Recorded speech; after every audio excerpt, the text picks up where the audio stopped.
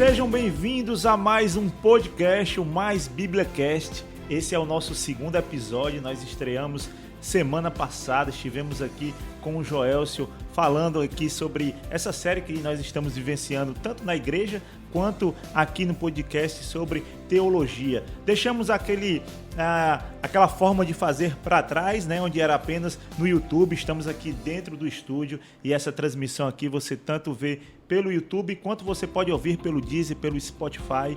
E como eu disse, esse é o segundo episódio. No primeiro nós estivemos aqui com o Joelcio, foi um tempo muito bacana, falando sobre teologia. Será que teologia é para todos nós ou não? O que é que significa teologia?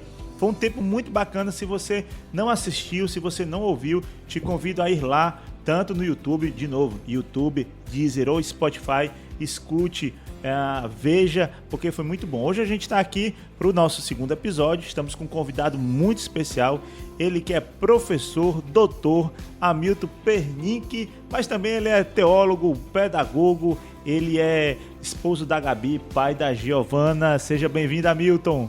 Olá, pessoal, que prazer tratar dessa temática hoje. Boa noite, Joelcio, boa noite, Yuri, boa noite a todos aqueles que nos escutam. E vai ser um prazer essa mesa aqui com vocês. Bom, eu tô aqui do meu lado com o Joelcio, né? Já esteve semana passada com a gente aqui, ministrando, né? Falando sobre o tema. Hoje ele tá aqui dividindo aqui a bancada aqui para fazer as perguntas, para jogar essas perguntas aqui pro Hamilton. Joelcio, fala aí pra gente o que é que a gente vai vivenciar hoje, o que é que vai ser discutido hoje nessa mesa. Yuri, a gente vai conversar muita coisa mesmo, viu? A gente começou aí falando um pouquinho sobre o que é teologia, né? E hoje o Hamilton vem aí com essa pegada sobre a questão da história, né? Como é que a teologia vai sendo construída aí ao longo da história. E nós vamos falar aqui sobre vários temas aqui, né? Vários pontos aqui que nós vamos abordar. Teologia do Novo Testamento, patrística, teologia na Idade Média ou teologia medieval, né? Reforma, pós-reforma, até chegar aqui no nosso tempo, que é a teologia contemporânea, né? E vamos aí abordar todos esses temas aí. E aí eu quero fazer aqui, se você me permitir, Yuri, a primeira pergunta. Tá bom, fique à vontade, abrir? Pode fazer. Então vamos abrir aqui a nossa mesa aqui, Hamilton, fazendo aqui uma primeira pergunta, e a primeira pergunta é: quais eram as ênfases teológicas do Novo Testamento até o final do século I? Maravilha, né? Pensar sobre a teologia do Novo Testamento.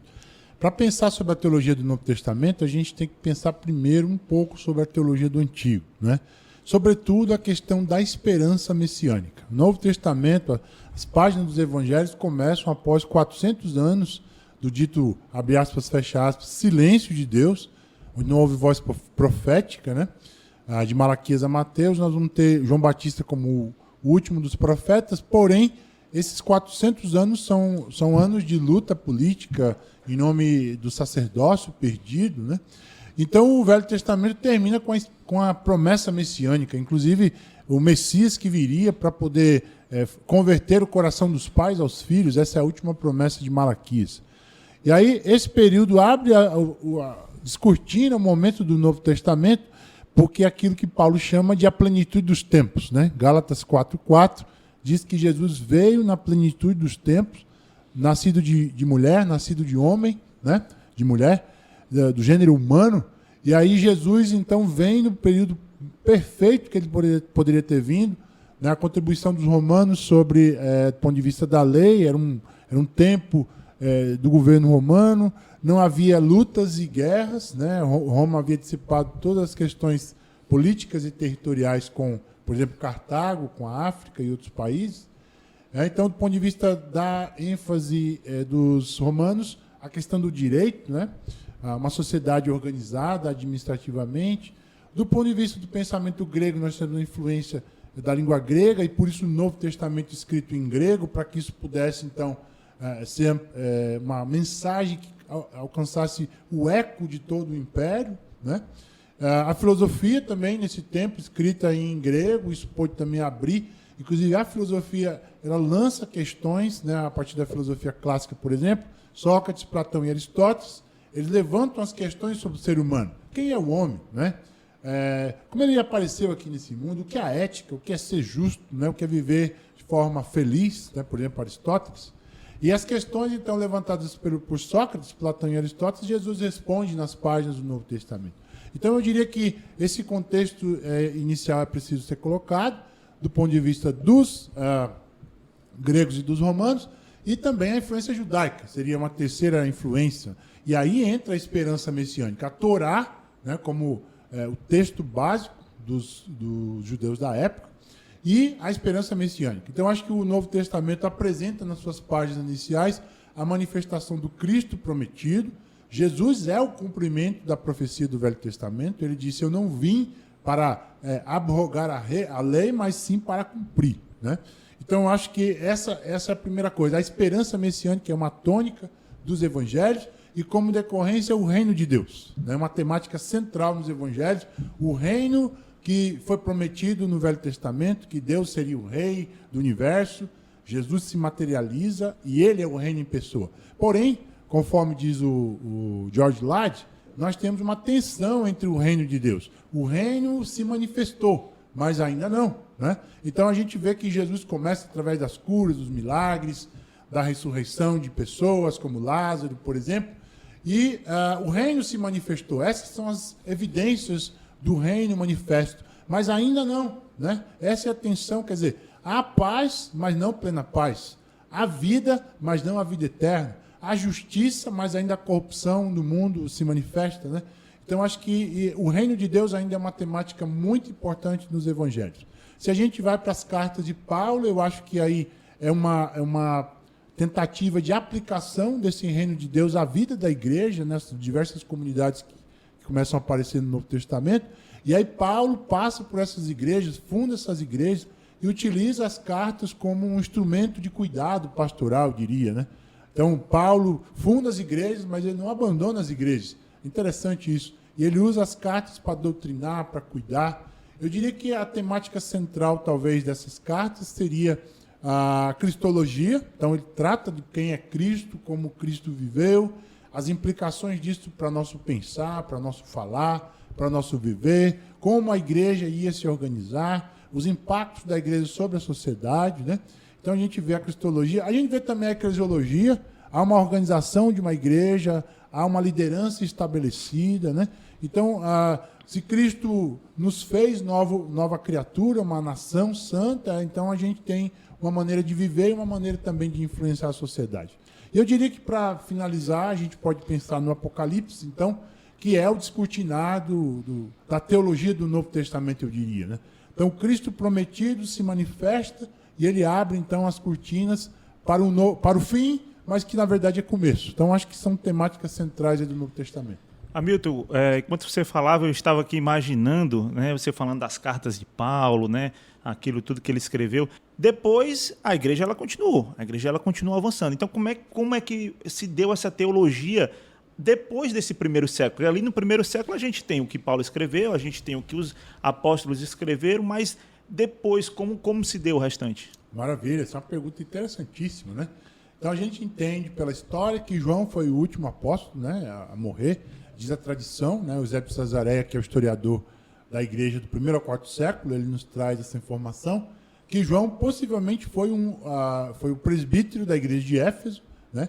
E sobre a perseguição de Domiciano, que foi o imperador mais cruel, talvez, no Novo Testamento, ele mandou perseguir João, por isso que ele foi exilado em Patmos, né? E é lá que ele escreve o Apocalipse. Então, João foi o último apóstolo a morrer, tá certo? Então, enquanto os apóstolos estavam vivos, a teologia estava preservada, porque os apóstolos, eles eram uma Bíblia ambulante. Então, se tivesse qualquer dúvida sobre Jesus, quem foi ele, como é que aconteceu a história, os apóstolos eram as testemunhas oculares. Mas quando João morreu, nós tivemos um problema, né? Quem é que validaria a teologia da Bíblia? Quem é que seria o guardião ou os guardiões da palavra de Deus? Nós não tínhamos mais, né? Então aí surge um momento chamado patrística, que é a era dos pais da igreja. Então o Irineu, que foi discípulo de João direto, Policarpo, né? Então esses pais da igreja preservaram de alguma forma a doutrina da palavra de Deus, porém aí nós já vamos começar a ter aberturas para uma teologia mais mística, vou dizer assim, né? Sobretudo a partir de Orígenes de Alexandria, porque Alexandria começa a ser um centro, vamos dizer assim, do judaísmo, e esse judaísmo influenciado por Filo, né?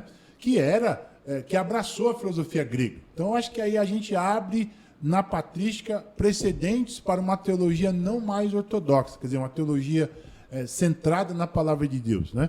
Então a filosofia grega começa a ser o instrumento de interpretação da Bíblia.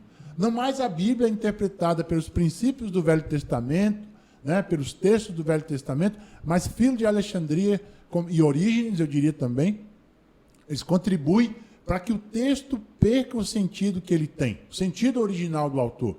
E a filosofia seja a chave hermenêutica, vamos assim dizer, né? A filosofia, eu acho, ela é um instrumento de estudo, inclusive da palavra de Deus, sobre o raciocínio lógico, analítico do texto, mas a teologia, ela não pode ser serva da filosofia. A teologia bíblica, ela interpreta-se por si mesma. Ela tem algumas ciências, por exemplo, irmãs, por exemplo, como a arqueologia, a história, mas ela não pode se tornar serva da teologia, porque a teologia é uma ciência, eu diria, ateísta, né?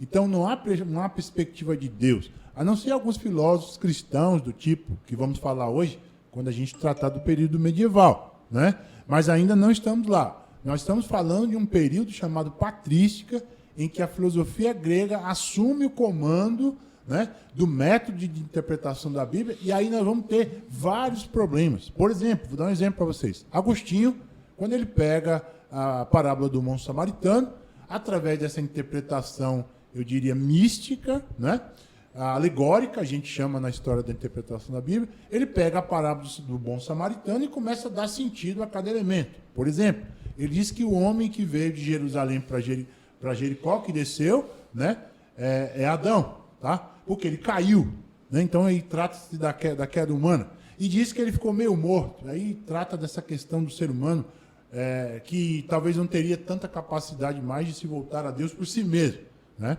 E ele diz que as duas moedas que foram dadas na hospedaria para pagar o custeio daquele homem era o Antigo e o Novo Testamento, né? E o rapaz que levou ele para a hospedaria era Paulo, e a hospedaria era a igreja, né? Então veja que interpretação, vocês estão rindo, mas é uma interpretação mirabolante da fé. Muito né? alegórica, chamada né? de interpretação alegórica, porque a filosofia se torna a chave hermenêutica do texto. E a gente sai do princípio bíblico de interpretação de que a Bíblia interpreta-se a si mesma. Compreende? Hamilton, você falou aí da questão da escola de Alexandria, né?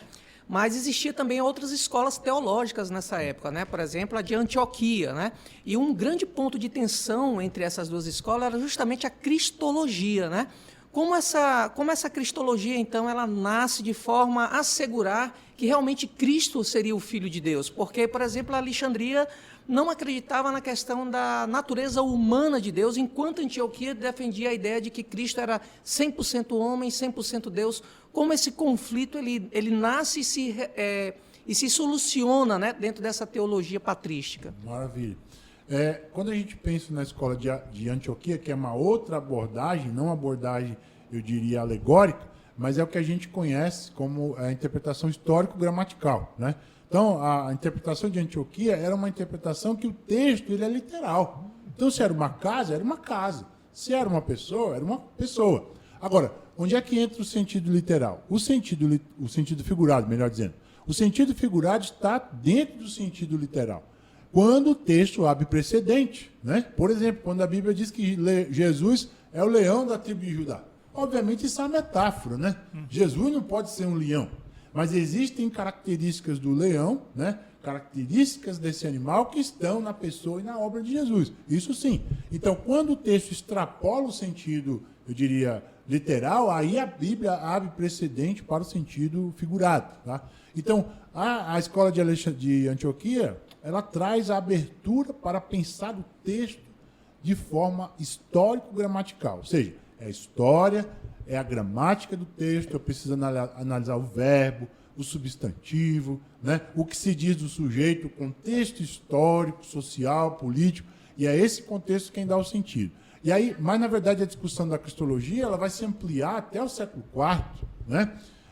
Que nós vamos ter vários concílios da igreja para discutir isso, dentre eles o concílio de Nicéia, em 325, que vai estabelecer Jesus, a natureza de Cristo, né? Uma pessoa e duas naturezas. A natureza humana e a natureza divina. Né? Acho que é mais ou menos por aí. Era inclusive legal. isso que eu ia te perguntar, porque como você estava falando que começou a haver outras distorções, né, em relação ao próprio texto, ao entendimento, sendo que a gente vê ali no Novo Testamento, inclusive nós passamos por uma série agora vivendo a Igreja de Atos, né, que enquanto, enfim, os discípulos estavam vivos, então estava valendo ali o que eles viram, o que eles falavam. Inclusive a igreja você tinha ali próprio Pedro, né? Então várias vezes Paulo ele se reportou a Pedro, então havia isso.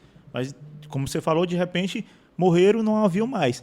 Então começou a haver as distorções. E como foi que conseguiu conciliar isso, né, para que essas distorções não se abrissem demais, e como foi conciliando para chegar até onde nós estamos, né? Maravilha. Então a gente sai da patrística, na verdade, e a gente já vai para um outro momento. Na verdade, as coisas não melhoraram, as coisas fizeram foi piorar, né? Não foi muita melhora, não, porque a patrística é o primeiro período que nós chamamos de Idade Média, né? 1000 anos de história, do século V até o século XV. 1000 anos de história, eu diria, do ponto de vista de uma fé mais centrada na palavra de Deus, um certo tipo de obscurantismo da fé, tá? Porque a igreja romana, ela assume o poder, né, político, inclusive para escolher um rei, por exemplo, a igreja católica que escolhia o rei, tá? Então a igreja católica, ela, para além do poder político, poder religioso, ela assume poder político do mundo, né? E assume o poder da interpretação da Bíblia. Ninguém poderia interpretar um texto que não estivesse de acordo com a Santa Fé, né? É o que eles chamavam do princípio da analogia da fé. Qualquer pessoa que interpretasse a Bíblia tinha que se conformar aos princípios da análise da fé da Igreja Católica. Então aí nós temos um período, eu diria, não um período de total produção do conhecimento científico e nem bíblico, porque nos mosteiros, nessa época, havia a produção do conhecimento bíblico, né? Os monges resolveram sair dessa sociedade, né? Eu diria, uma sociedade que começou a ser secularizada para viver nos mosteiros. E lá a Bíblia era copiada, a gente não tinha imprensa ainda, né? Então quem queria uma Bíblia tinha que comprar essa Bíblia e os monges é quem copiava. Era caríssimo ter um exemplar da Bíblia, manuscrita. Então aí nós temos o desenvolvimento do monastério, tá? Que é, para mim, nesse momento, um lugar, eu diria, de devoção, de estabelecimento de uma fé centrada em Deus, mas ainda orientada por essa hermenêutica alegórica, tá? Então, o que Orígenes estabelece lá no século II vai ser base para toda a interpretação da Bíblia no período medieval. Mas eu diria que temos teologia, sim, temos uma teologia medieval. Eu destacaria duas figuras centrais aí, né? Que é a figura de Agostinho e a figura de Santo Tomás, tá? E eu acho que a gente pode aí, então, começar a falar da teologia da Idade Média, para ir vendo possibilidade de mudanças na reforma. Eu acho que sim, né? Legal, Hamilton. Você aí deu uma pincelada aí na Idade Média e tudo mais. Mas agora tem uma outra pergunta para você. Como era essa teologia, né? Como é que essa teologia é formada dentro desse período da Idade Média? Pronto, muito legal. Essa questão, ela, inclusive, a nossa igreja, já fazendo uma ponte com a nossa igreja, vamos dizer assim, atual, e a gente vai falar um pouco sobre ela, mas as características de nossa igreja, vamos dizer assim, ainda voltado para um certo romanismo, para um certo catolicismo ainda dentro da nossa igreja, uma figura central do sacerdote, uma organização eclesiástica centrada no templo, né, nas quatro paredes. Isso vem da Idade Média. Então a gente vai trabalhar um pouco isso. Do ponto de vista histórico, a Idade Média começa no século V e vai até o século XV, né? No século V acontece o seguinte, né? A centralidade do bispo de Roma, isso é uma coisa muito importante. Havia vários centros, eu diria, eclesiásticos no mundo, né? Então, Antioquia, Alexandria, Bizâncio ou Constantinopla eram centros espalhados pelo mundo. Mas como é que Roma se colocou como um lugar central, né? Na época, os reis começaram a ter lutas e brigas entre eles pelo poder, né? E, de repente, o bispo de Roma, cada cidade dessa tinha um bispo. Então, Bizâncio tinha um bispo, Alexandria tinha um bispo, Antioquia tinha um bispo. Mas o bispo de Roma começou a se destacar porque, quando alguém tinha um problema de guerra, o bispo de Roma acionava poder político para ajudar essas cidades, esses centros, e eles começaram a ganhar essas lutas e o bispo de Roma começou a ficar importante, né? E até que chegamos, então, à exaltação maior no século V do bispo de Roma, e então a cidade de Roma ela se torna o centro do mundo, né? E a partir desse momento, o romanismo se destaca, e aí o Papa, nós temos o estabelecimento da chamada infalibilidade papal. O Papa ele é declarado como infalível. Ele é divino. E a partir desse momento nós vamos ter uma pessoa que é o mediador entre Deus e os homens, não mais Cristo. As doutrinas do Velho Testamento elas são colocadas, vamos dizer assim, de escanteio. E agora o romanismo, o catolicismo romano, ele domina a mente das pessoas e a interpretação da Bíblia. Então, há um lugar de adoração, que é a catedral, né?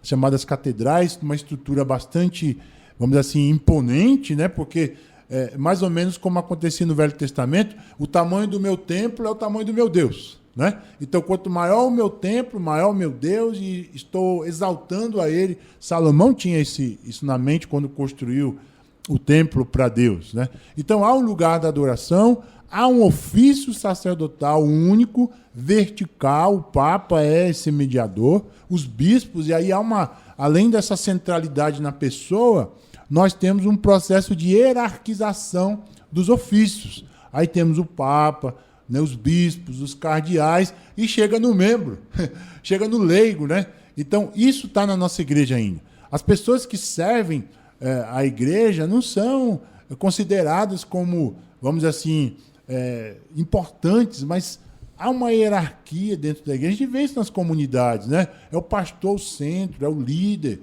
e as pessoas são consideradas leigas. Há uma estratificação religiosa na igreja. O Papa, o pastor, ele é o responsável por servir, e os leigos são passivos, né? Essa herança medieval está na nossa comunidade evangélica, eu diria, brasileira, europeia e também, eu diria, também latino-americana. Está lá essa centralidade, né? O que acontece? As pessoas começam a ficar cansadas disso, né?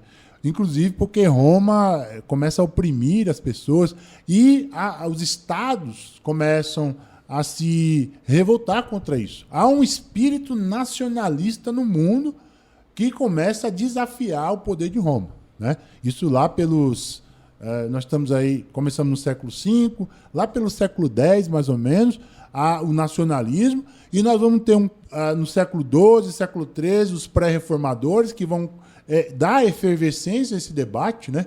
Por exemplo, nós vamos ter o John Wycliffe, nós vamos ter o Jerônimo de Savonarola, que vão questionar esse poder da igreja. Por que nós estamos longe do Novo Testamento? Por que nós estamos seguindo essa igreja, né? Essa hierarquia papal? Cadê o que Jesus disse? Então, quando eles começam a voltar-se aos estudos do Novo Testamento, eu acho que aí tem uma questão importante no século XIV, né? Quando a imprensa ela vai ser inventada, tá? Nesse movimento de efervescência dos pré-reformadores e de volta ao Novo Testamento, a imprensa ela é inventada por Gutenberg, tá? E os estudos humanistas eles começam a acontecer. As pessoas começam a não mais ler a Vulgata Latina, que era o texto da época, e começam a ler o Novo Testamento, né? Começam a ler a Bíblia, começam a abrir a sua mente para os textos clássicos da filosofia, Sócrates, Platão e Aristóteles, e o estudo bíblico começa a voltar aos originais. Eu acho que isso é uma grande questão. Hamilton, talvez as pessoas de casa devem estar se perguntando, você acabou de falar, dizendo que as pessoas voltaram a ler o Novo Testamento. Isso na língua original, grego, ao invés do latim? Isso, por quê? Porque a Vulgata Latina, gente, foi o texto de Jerônimo, tá? Jerônimo, ele traduziu o texto hebraico para o latim. Agora, veja só, olha a discrepância. Nós temos o Velho Testamento escrito em hebraico e aramaico, né? O aramaico é um tipo de hebraico, eu diria, mais ou menos português e espanhol, tá? Essa diferença aí do hebraico para o aramaico. A diferença é que no Velho Testamento, o aramaico era a língua, diria, do comércio, né? E o hebraico era a língua da religião, tá? Depois, no Novo Testamento, isso inverte. O aramaico vai ser a língua do povo, né?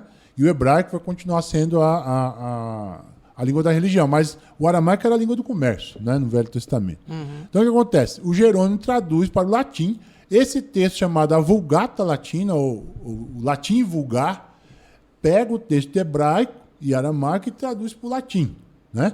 Pega o texto grego e traduz para o latim. A gente sabe que quando a gente traduz uma coisa de uma língua para outra, a gente perde o significado, né?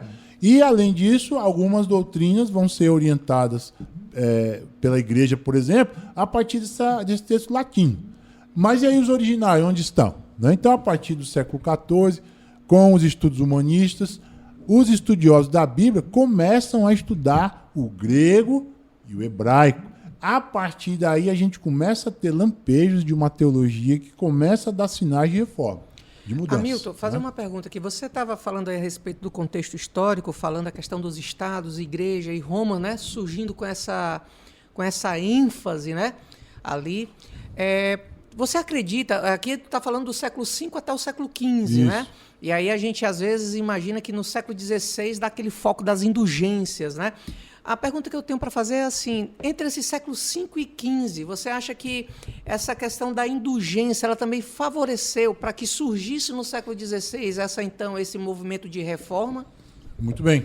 É interessante essa história das indulgências. Então a gente falou do século XIV, humanismo, abrimos os estudos bíblicos originais a partir de influência do estudo dos clássicos, né? A Renascença Florentina é muito importante nesse momento. As pessoas abrem a mente para a cultura, porque até então estavam sob a subserviência da igreja, né? Então a igreja monopolizou a cultura, ela monopolizou a Bíblia. E quando a gente monopoliza o conhecimento, a gente escraviza as mentes, a gente escraviza as pessoas, né?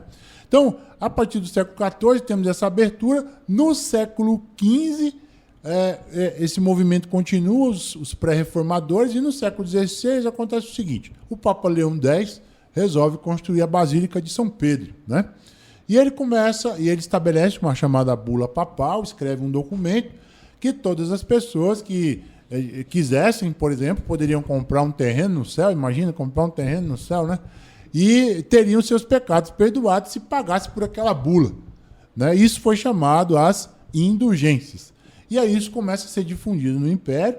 Nessa época, um monge agostiniano chamado Lutero, né?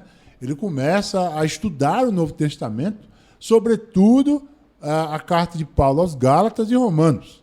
Ele começa a ver a distância em que a igreja está no século XV e XVI do que o Novo Testamento propunha. Então, uma fé centrada em Cristo é diferente de uma fé centrada na Santa Fé, né? Não há mediador entre Deus e os homens. Cristo Jesus é o mediador, né? Então, quando ele lê Romanos, especialmente Romanos capítulo 1, versos 16 e 17, ele vai ver que nós somos justificados pela fé e não pela santa sé. É pela fé. E aí nós temos, não que assim, dormimos na Idade Média e a gente acorda na Reforma. É um processo, né? Foi um grande processo de mudança de época através da mentalidade das pessoas, que começa a voltar ao texto original. Eu diria que uma pessoa importante nesse momento foi Philip Melanchthon, né? Um discípulo e um amigo pessoal de Lutero, porque Melanchthon foi um profundo conhecedor das línguas originais, o grego e hebraico. Então ele ajudou Lutero na tradução do texto original para o alemão, né? Aí nós temos a famosa Bíblia de Genebra. O que era a Bíblia de Genebra? Era a Bíblia traduzida dos originais para o alemão popular. Então, aí a reforma protestante ela ganha força com Lutero e os reformadores, né? Hamilton, você acredita que Lutero quis fundar uma nova religião ou ele queria apenas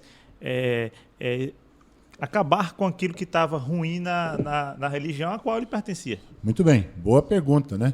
Na verdade, o Lutero nunca quis isso, né? Primeiro que quando ele estava vivo, ele disse: olha, se eu morrer, ninguém aqui vai criar uma doutrina em meu nome. Nunca ele mandou ninguém abrir a igreja luterana, né?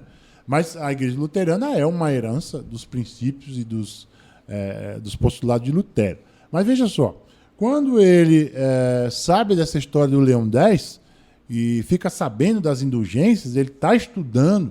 Ele era professor nessa época da Universidade de Wittenberg, na Alemanha. E estudando Salmos, estudando Gálatas, sobretudo Romanos, ele começa a ver que as igrejas estão longe do Novo Testamento e ele escreve as 95 teses defendendo a fé cristã, né? Defendendo a teologia do Novo Testamento em relação à teologia medieval. Mas não foi assim, ele bateu lá as 95 teses no castelo da igreja de Wittenberg e amanhã o povo acordou reformado. Não, isso começou a trazer impactos nos impérios, né? Ele vai ser questionado por isso na chamada Dieta de Worms, né? Na Dieta de Worms ele é questionado sobre isso. Eu li algo recente sobre isso, né, até por conta do Dia da Reforma, que disse que isso já era um costume, você pregar algumas coisas, algumas teses suas na porta da igreja. Então, talvez Lutero ele nem tinha a noção da proporção que aquilo teria. Poderia causar, né? Poderia causar, até porque a cidade é uma cidade muito pequena, uma cidade que não tem muita importância na Alemanha, né? Então, para ver o quanto isso Era foi... até isso que eu ia citar, Yuri, porque assim, às vezes a gente tem ideia que Lutero só escreveu as 95 teses, né? Mas se a gente olhar para trás, ele escreveu mais coisas ainda. Mas eu acho que tanto o ambiente como o momento que estava sendo vivido ali, né, o contexto em si, influenciou para que as pessoas pudessem notar essas 95 teses e então implodir, vamos dizer assim, essa reforma. A pergunta que você fez, Euri, a respeito de Lutero, perguntando se ele queria construir uma nova igreja, né, ou fundar uma nova igreja, isso se torna tão irreal que quando a gente olha para a própria história de Lutero, a gente percebe Lutero, apesar de ter aquela separação e surgir a igreja luterana, mas a gente percebe dentro da igreja luterana costumes da igreja a qual Lutero havia procurado a reforma. Né? Porque a reforma dele era simplesmente mudar aquilo que para ele não estava bem dentro da igreja. Né? E como é que isso impacta? Assim, a nossa vida hoje, Hamilton, qual é o impacto disso, dessa reforma, dessas 95 teses hoje aqui com a gente? Eu sei que eu estou dando um salto longo, né? Mas como é que isso nos influencia? Maravilha. A gente precisa entender a reforma, ela não é localizada somente na Alemanha, primeiro, né? A gente vai ver que a reforma, ela tem um start, quer dizer, quem ficou conhecido na reforma foi Lutero. Mas a gente tem outros reformadores. John Hus? John Hus, por exemplo, na Saxônia, né? Na verdade, ele antecede um pouco, aí ele prepara isso daí, ele morre, né? Numa fogueira em nome de Deus, em nome da sua fé. Mas a gente vai ter, por exemplo, a gente tem em Genebra, na Suíça, a grande obra de Calvino, né? Calvino foi um extremo estadista. Ele chegou em Genebra. Genebra era uma cidade, no século XVI, era uma cidade profundamente promíscua. A prostituição, né, rolava solta e era um negócio terrível. A criminalidade. Né, alto, né? E ele estabeleceu uma ética chamada ética cristã, né, que a gente chama. E ele, uma coisa interessante, ele botou vigia dos crentes na época, é o chamado consistório, né? O consistório era um grupo de pessoas da igreja no meio da sociedade vigiando os crentes. Você está fazendo errado, você está mentindo, você está passando troco, né? Errado. E aí o consistório, se encontrava alguma pessoa fazendo uma besteira, eles se reuniam, né? E excomungavam aquela pessoa. Que coisa, né? Imagina se a gente fosse fazer isso na igreja hoje. Funcionava que nem quando eu era pequeno na igreja, aí tinha as diaconisas na igreja que ficavam de olho assim, ó. Opa, tá fazendo alguma coisa errada, volta, senta no banco de novo. Hein? Olha aí de onde vem o costume. De onde vem o costume. Mas interessante, a preocupação, porque ele era tão, vamos dizer, Calvino, era tão cônscio da presença de Deus, que ele não admitia qualquer pessoa desobedecer a Deus e desonrar a Deus ou pecar, né? Então, ele teve uma obra muito grande, ele era um francês, mas teve uma obra muito importante do ponto de vista da ética, inclusive culpam o próprio protestantismo e, sobretudo, o calvinismo do capitalismo, né?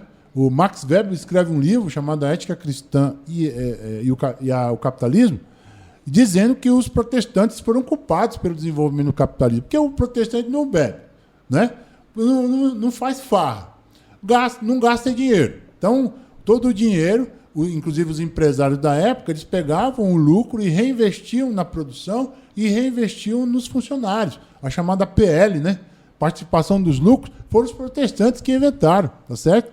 E, nesse sentido, as pessoas viviam de forma frugal. Elas economizavam, né? E, a partir disso, então, começou a ter o excedente. E aí o Max Weber, escrevendo A Ética Cristã e o Espírito do Capitalismo, ele diz que o capitalismo é resultado do protestantismo.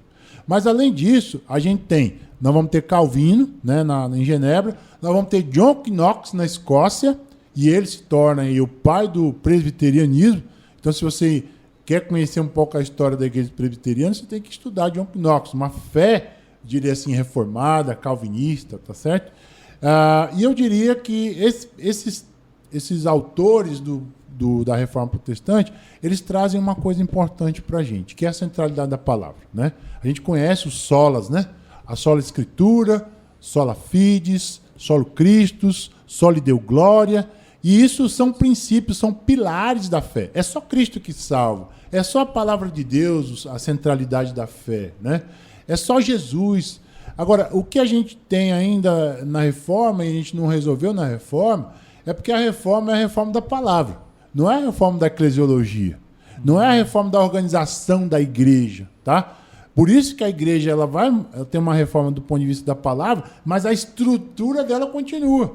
Ela continua com a centralidade na pessoa, na centralidade na reunião do culto, no templo. Então, era né? isso, inclusive, que eu ia te perguntar, Milton, porque a gente estava falando dessa teologia medieval e depois entramos aqui nessa teologia reformada. Então, era isso que eu ia te perguntar, até que ponto elas se aproximam e que elas se distanciam, né? Então, qual foi realmente esse impacto que houve para que haja essa mudança entre a teologia medieval para a teologia reformada? Maravilha. Eu acho que a grande questão, a grande contribuição da reforma, no meu entendimento, é assim. Primeiro, do ponto de vista da interpretação da Bíblia, é uma coisa a destacar, porque a gente sai do corporativismo da Igreja Católica, porque para interpretar a Bíblia é preciso do aval da Igreja. Então, Lutero, os reformadores, eles trazem que o indivíduo pode interpretar a palavra de Deus. Ele tem o Espírito Santo. Não é o princípio de Lutero? Orare et laborare. Oração e trabalho. Eu tenho a inspiração do Espírito, mas eu preciso me debruçar sobre o texto, estudar o texto. Então, eu acho que o foco no indivíduo é a grande questão da reforma protestante, em primeira instância, do ponto de vista social, em relação ao corporativismo da igreja. E para o cristianismo, o crente em Cristo, iluminado pelo Espírito, ele pode compreender a palavra de Deus. Esse é um grande destaque, né? O foco na interpretação individual do crente em relação à palavra de Deus. Eu destacaria também a salvação, a doutrina da soteriologia. Você tem um foco na pessoa de Jesus muito forte. É Jesus quem salva e não mais a igreja. Mas veja que é uma reforma doutrinária, não é uma reforma eclesiológica. É a doutrina da palavra de Deus que vai para o centro. Mas a forma de ser igreja, não. A gente continua com uma pessoa mediadora, que é o pastor, né? A gente continua com o lugar da reunião, que é o templo. Nós continuamos com as tradições. Então, a reforma da eclesiologia da igreja ela é muito bem mais para frente. Eu diria que a gente ainda está vivendo ela na igreja contemporânea. É uma nova forma de ser igreja, como a gente pensa aqui na nossa igreja, né? Então, uma igreja que tem um fundamento na palavra de Deus, mas reinventa a sua eclesiologia, a sua maneira de ser igreja, a sua inserção na sociedade, o uso da tecnologia. Os reformadores não pensaram isso.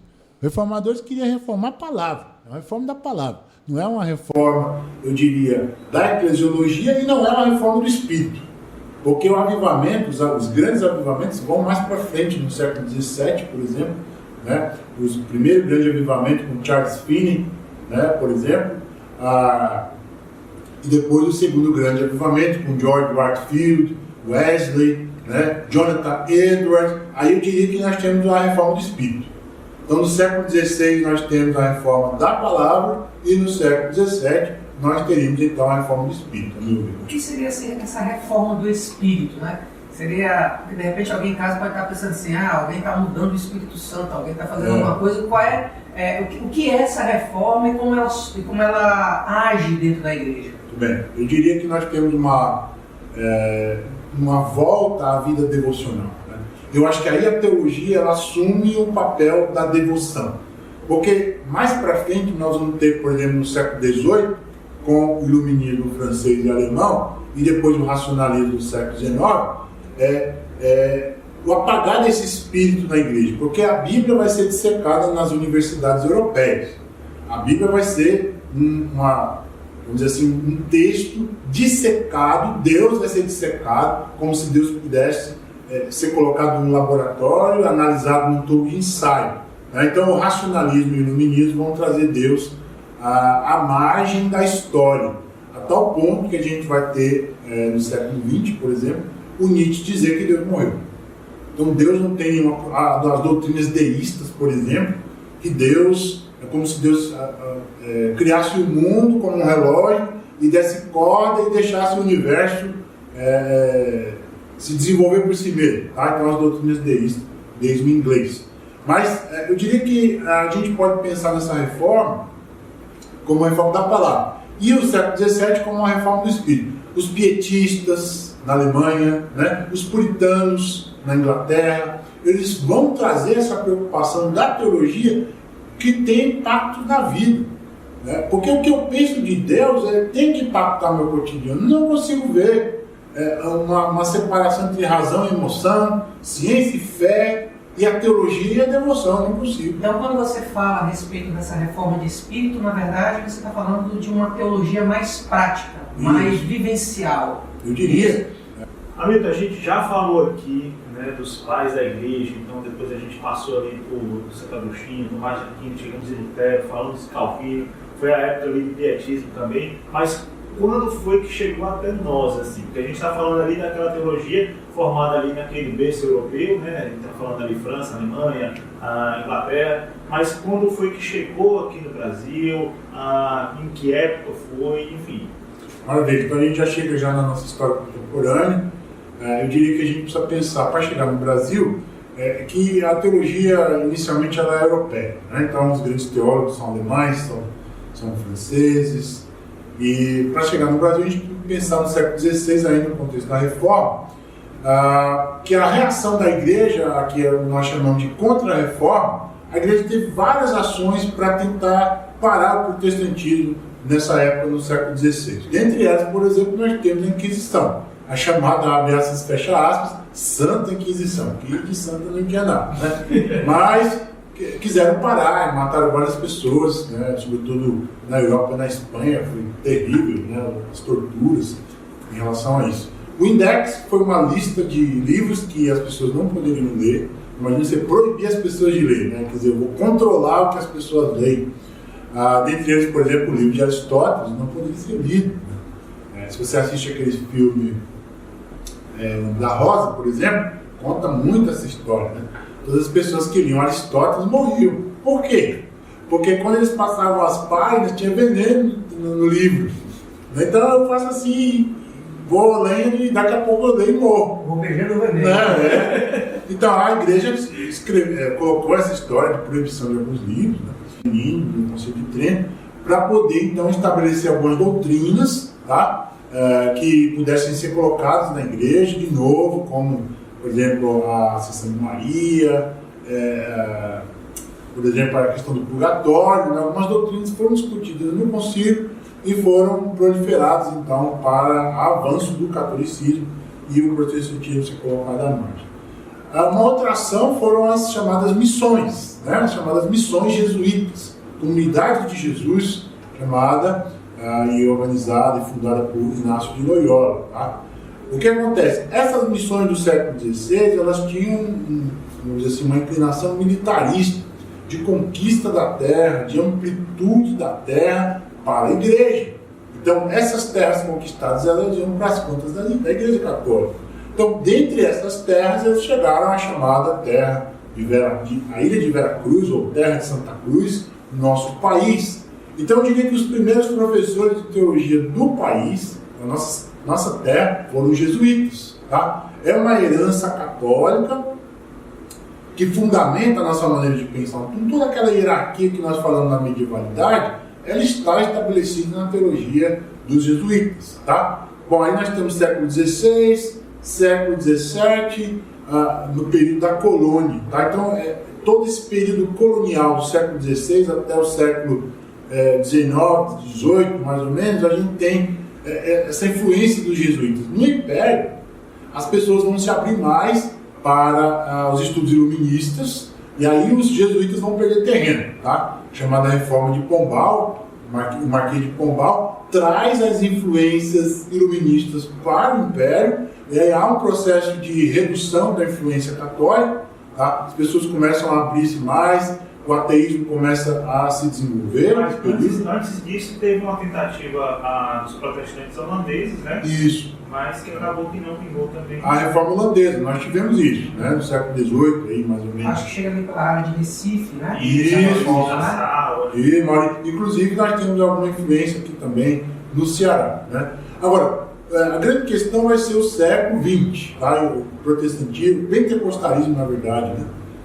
Você vai ter a reforma holandesa no século XVIII, depois algumas insurgências do protestantismo aqui no século XIX, mas o Brasil vai conhecer realmente o cristianismo através dos pentecostais. Que coisa interessante. No início do século XIX, no início do século XX, melhor dizendo, em 1910 nós vamos ter a Igreja Assembleia de Deus, quer dizer, 11, né? 1911, Gunnar Wingren e Daniel Berg, que eram missionários suecos, batistas inclusive, né? Batistas. Como se transformaram nos assembleianos? Através do chamado movimento da Rua Azusa, né? Você deve se lembrar. Sim. Em 1906 eles foram para lá, eram batistas, foram para lá, para a Rua Azusa, conheceram o movimento, né, do que estava acontecendo lá e disseram, abre aspas, fecha aspas, foram batizados no Espírito Santo. Quando eles voltaram para a Suécia e não foram mais aceitos, né, obviamente dentro de uma igreja batista, e disseram que tiveram uma revelação aí que tiveram uma visão de um nome chamado Pará, né? Aí foram olhar no mapa, onde é que está o Pará? Está no Brasil, né? Aqui no nosso norte aqui. Então eles aportaram aqui de navio, inclusive pediram um sinal, viu? Diz a história que eles disseram assim, nós só vamos se Deus confirmar. Nós queremos um navio, tal dia, tal hora, para a gente ir para lá. E não é que tinha mesmo navio? Foi Deus, né? Então o protestantismo chega, o evangelho chega no Brasil com força através dos pentecostais. Então a gente vai ter, em 1910, chega a Congregação Cristã do Brasil, a primeira, né? A Igreja Pentecostal, fundada pelo Luigi Franciscon, um italiano. Em 1911, a Assembleia de Deus, e aí a gente tem um chamado pentecostalismo clássico, né, gente? Qual é a teologia dele? A primeira coisa, a ênfase em línguas, é chamadas línguas estranhas. Então, o cara se converte e tem uma segunda experiência que é chamada línguas estranhas. A gente não vê muito isso na Bíblia, a gente vê que quando a gente crê em Jesus, nós somos batizados no Espírito, selados pelo Espírito e a gente entra no corpo. Então a gente entende o batismo com o Espírito Santo no mesmo momento da conversão, né? Aí nos anos 50, mais ou menos, entre 50 e 70, a gente vai ter uma outra onda do pentecostalismo, que não mais esse pentecostalismo só com línguas, a gente vai crescer agora a história das grandes cruzadas evangelísticas, né, através de estádios, escolas, a gente vai ter muito isso, e aí a gente tem muita influência da Igreja do Brasil para Cristo, tá, nesse momento, e também a Igreja Quadrangular, tá, que vão trazer uma nova roupagem para a teologia, uma teologia das cruzadas, uma teologia do Evangelho que alcança as pessoas. Então, na verdade, no meu entendimento, não foram os protestantes que colocaram o povo na rua para servir a Deus. Foram os pentecostais, né? Pentecostais clássicos. Nesse caso, a gente poderia citar também o Billy Graham?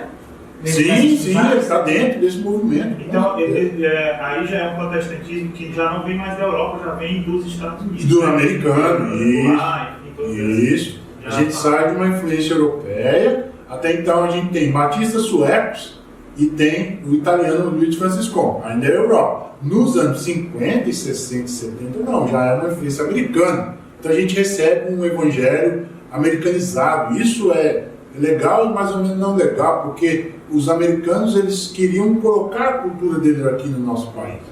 Então, se eles usavam lá, era frio, terno e gravata, eles queriam que os caras se convertessem nas terno e gravata aqui também, no país tropical, não? Tropical, né? Eu vou para a igreja com terno e gravata. Pô, isso é cultural, tá? Isso não está na Bíblia, usar terno e gravata para o público. Tá?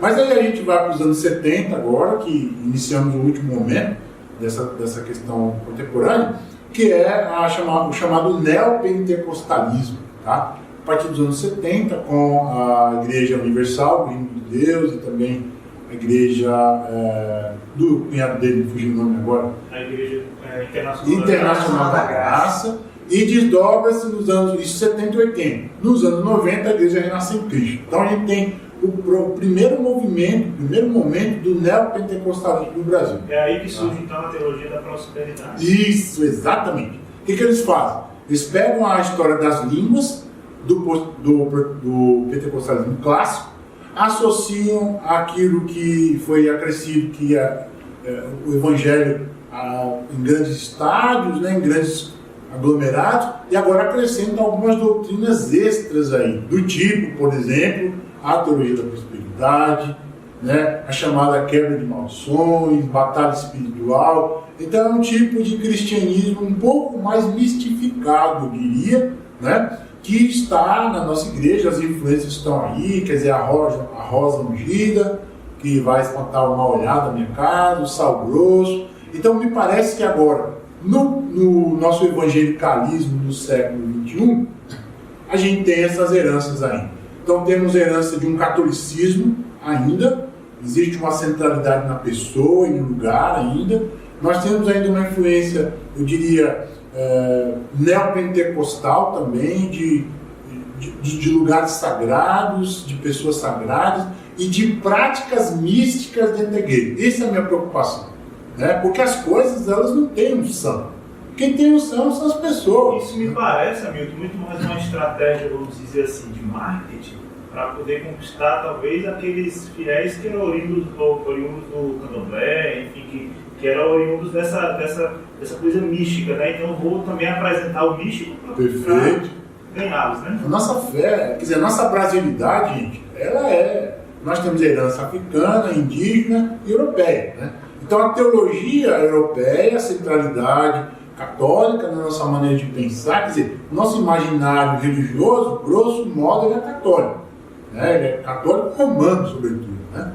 Mas a gente tem no nosso DNA social uma influência anímica, né? O animismo dos indígenas e a história das religiões afro-brasileiras, dos negros. Então nós somos uma miscelânea, nós temos um pluralismo religioso aí, que é um caldeirão de coisas. Agora, o desafio nosso como Igreja de Jesus, estabelecer um diálogo com essa teologia contemporânea. Tivemos autores ao longo da história, pós-guerra, por exemplo, Karl Barth, Emil Brunner, Soren Kierkegaard, que postularam uma fé pós-guerra, em que essa ortodoxia, essa fé correta, ela não trouxe mudança, ela gerou a guerra, né? E agora, como a gente vai fazer para reconstruir esse universo, esse mundo pós-guerra? Precisamos de uma teologia mais devocional, mais voltada para a alma, mas essa teologia devocional nos fez afastar também da doutrina correta, tá? Eu acho que nosso desafio hoje como igreja, nessa pós-modernidade, lutando com o desafio do relativismo, né, com o ateísmo, com o pluralismo religioso, é uma fé centrada na palavra de Deus. Porque toda essa herança nossa, o que a gente vai fazer? Vai pegar o passado e ver o que a gente errou, o que a gente acertou. E tentar fazer uma síntese de uma igreja que tem uma doutrina sadia, profunda, mas que ao mesmo tempo tem uma prática devocional, ética, né? Lembramos da ética, e que tenha inserção social, que tenha capilaridade na sociedade, possa modificar o bairro, que os casais possam ser transformados por essa palavra, que os jovens, que os adolescentes. É uma palavra viva para transformar essas gerações, eu diria, né? Esse é o nosso debate hoje. Tornar a teologia prática. E a nossa prática cristã, eclesiológica, ela seja orientada por uma teologia viva. Porque eu também acho problema quando a gente fala assim, no jargão evangélico, a letra mata, o espírito vivifica, né? É uma interpretação grosseira do texto de Paulo, que está dizendo que a letra que mata é a lei. Ele diz isso versos depois. Mas a gente diz isso para, ofuscar a questão do estudo bíblico, né? Dizer, não preciso estudar a Bíblia, não preciso conhecer mais. Mas como é que eu vou conhecer a Cristo se eu não ler a Bíblia? Como é que eu vou conhecer ao Deus que eu digo servir se eu não o conheço? Se o livro dele eu não leio, se o livro dele eu não leio. Que às vezes a gente usa isso como desculpa, né, para fugir da nossa responsabilidade pessoal, talvez. Dos pilares que a gente fala aqui, né, de se debruçar em cima da palavra em busca do conhecimento de Deus, né? isso não significa que nós, como você falou, não vamos colocar Deus dentro de uma caixinha, né? E examinar Deus por completo. Afinal de contas, Ele é eterno, nós somos finitos, né? Muito bacana isso daí. Desbordando aí numa teologia prática, desafios. Bom, a gente passou aqui o tempo, esse podcast voou, viu? E eu vou te dizer, a gente conversou sobre muita coisa. Conseguimos sair ali do Novo Testamento, na verdade começamos falando ali do Velho Testamento, chegamos no Novo Testamento, passamos por todo esse período, né? Igreja da Reforma, enfim, chegamos aqui no Brasil. Bom, tempo precioso, Hamilton, muito obrigado pela sua participação, muito obrigado, assim, foi muito conteúdo aqui que a gente teve, né? Debate muito, acho que vou precisar assistir depois novamente para eu conseguir pegar todo esse conteúdo aí. É muito bom, muito legal. Tem alguma dica para a gente de um livro que fale sobre essa igreja, que fale sobre a história dessa igreja, para quem queira se aprofundar um pouco mais? Legal, gente. Eu trouxe aqui para vocês para indicar essa literatura preciosa, tá? Roger Olson, História da Teologia Cristã. 2000 anos de tradição e reforma, tá? Ele trata de todo esse período que a gente falou hoje aqui, com detalhes e esmiuçando. A gente está aqui no momento de abertura do debate, mas você pode aprofundar lendo essa literatura, lendo livros de história da igreja, do tipo, por exemplo, o Justo Gonzalez, tem uma coleção muito legal, né, sobre a história da igreja. E aí dentro da história da igreja você pensa sobre a história da teologia. Acho que vale a pena esse aprofundamento. Então nós ficamos por aqui, esse foi o nosso segundo episódio aqui do Mais BíbliaCast. Semana que vem tem mais, você pode, como a gente já falou, você pode assistir pelo YouTube a hora que quiser, você pode ouvir pelo Spotify, pelo Deezer, ali enquanto você dirige, enquanto você faz algum outro trabalho ali em casa, você consegue ouvir. Como eu disse, semana que vem a gente vai ter mais. Estamos vivendo agora na nossa igreja, Igreja Batista Central, uma série voltada para a teologia. Então todos os domingos, tanto pela manhã quanto pela tarde, estamos abordando alguma área dessa teologia. Já falamos aí sobre pneumatologia, já falamos sobre cristologia, então vamos falar ainda mais sobre isso. Você é o nosso convidado para nos acompanhar aqui e também para estar conosco domingo na tenda. É um prazer estar com você, então, muito obrigado aqui pelas questões da mesa. Até o próximo episódio. Até a próxima. Tchau, tchau. Tchau. Valeu.